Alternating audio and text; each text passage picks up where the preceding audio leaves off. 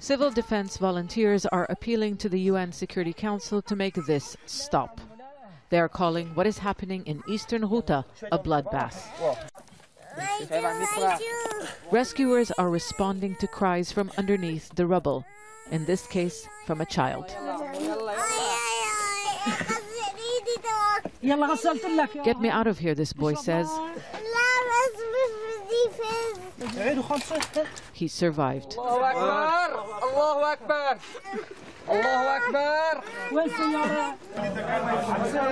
But at least 800 Syrians, many of them women and children, have already been killed in almost 3 weeks of relentless airstrikes and bombardment throughout the besieged enclave.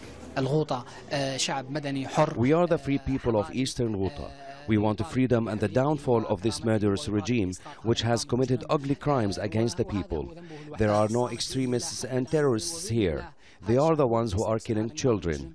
God willing, we will remain steadfast. The pro-government alliance is pushing ahead with its air and ground assault. They have reportedly sent reinforcements, hundreds of soldiers, to join the battle.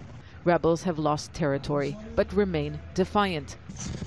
One of the main factions, Jaish al-Islam, says the people and the fighters in Eastern Ghouta will defend their land. The faction is also denying negotiating a withdrawal proposed by the Russian military.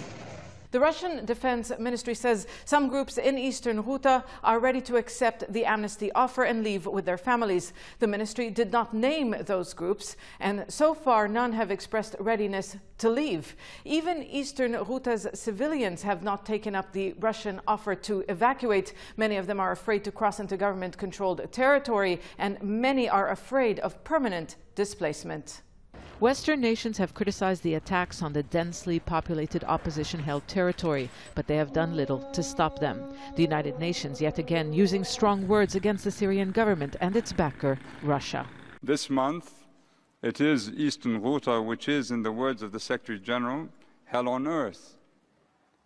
Next month, or the month after, it will be somewhere else where people face an apocalypse. An apocalypse intended, planned and executed by individuals within the government, apparently with the full backing of some of their foreign supporters. It is urgent to reverse this catastrophic course and to refer Syria to the International Criminal Court. Hundreds of thousands of Syrians are trapped in a war zone. Many are on the move as pro-government units advance further into the enclave. The central town of Misraba is the next target. Government forces are approaching the town from the east and the west. Just a few kilometers of territory is separating those forces. Capturing Misraba will cut the enclave in half, making it more difficult for rebels to defend their territory. Zeina, Khodr, Al Jazeera, Beirut.